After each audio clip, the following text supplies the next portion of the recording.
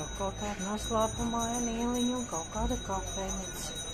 Es gribu šausmīgi ēst kaut ko.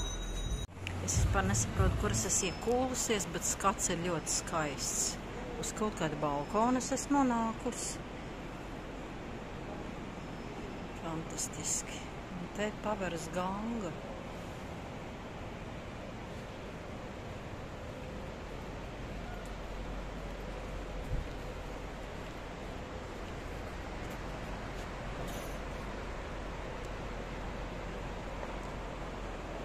Jaukā kafejniciņā es iekūlos un satiku divus jaukus cilvēkus, vietējo cilvēciņu indieti un sievieti no Slovākijas.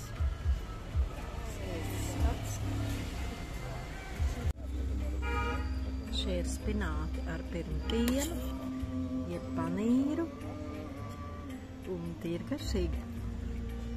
Es palūdzu, lai man uzstājas netika stipru un asu.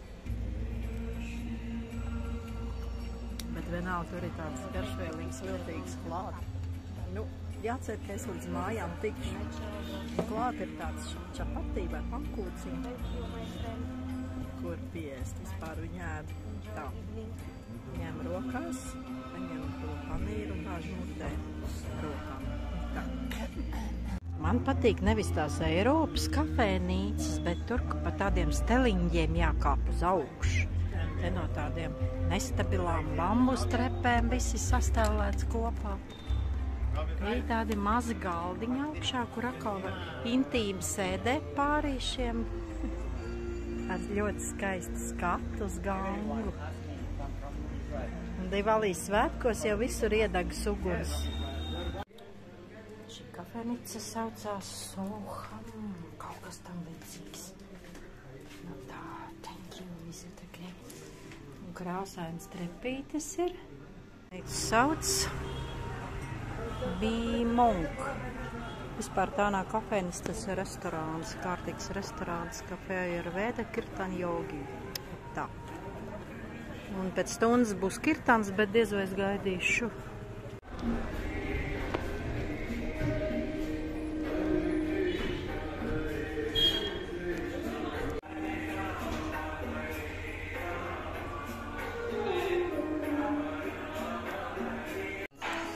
Mani te ieveda šādā šausmīgi glaunā kafejnīcā.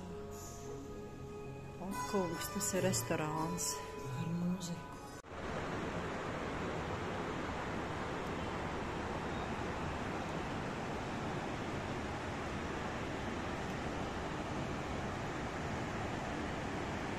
Šāds skats pavarās no skaistā restorāna, kuru nosaukumu vēl ir jānoskaidro. Žēl, ka nav diena, tad varētu labāk redzēt.